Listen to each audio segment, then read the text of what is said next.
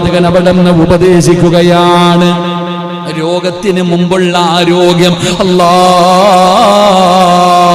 കിടന്ന കിടപ്പിൽ കിടന്ന് മലമൂത്ര വിസർജനം നടത്തുകയാണ്.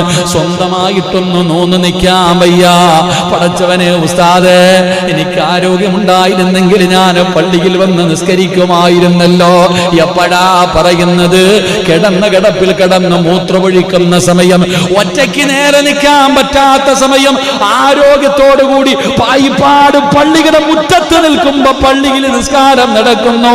കേറാത്തവനാ കിടക്കുമ്പോ പറയുന്നത്, മോനെ, ആരോഗ്യം നഷ്ടപ്പെടുന്നതിന് മുമ്പ്, രോഗങ്ങൾ പിടിപെടുന്നതിന് മുമ്പ് ആ സമയത്ത് നീ നന്മകൾ അധികമായിട്ട് ചെയ്യ്.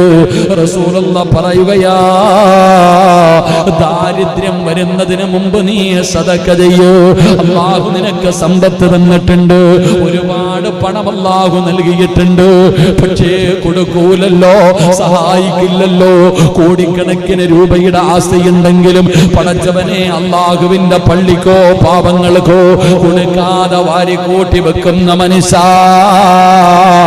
നിനക്ക് ദാരിദ്ര്യം വരുമടാ. ഈ സമ്പത്ത് മുഴുവനും അല്ലാഹു നശിപ്പിച്ചു കളയും. കോടിക്കണക്കിന് രൂപയുള്ളവനാണെങ്കിലും നന്മയ്ക്ക് കൊടുക്കാത്തവന്, പാവപ്പെട്ടവന് കൊടുക്കാത്തവന്, രോഗികൾക്ക് കൊടുക്കാത്തവന്, എത്ര വലിയ സമ്പത്തുള്ളവനാണെങ്കിലും നിന്റെ മുഴുവനും നഷ്ടപ്പെട്ടു പോകും. ഒരു ദിവസം നീ ദരിദ്രനാകും. ഒരു ദിവസം നിനക്ക് ദാരിദ്ര്യം വരും. അത് വരുന്നതിന് മുമ്പ് അല്ലാഹു നിനക്ക് പണം തന്നിട്ടുണ്ട്. നീ ചിന്തിക്കേണ്ടത് എന്തെന്നറിയുമോ?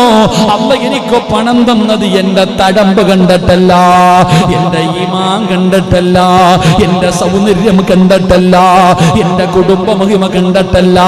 അല്ലാഹുവിന് എന്നോട് സ്നേഹം കൂടിയത് കൊണ്ടല്ല.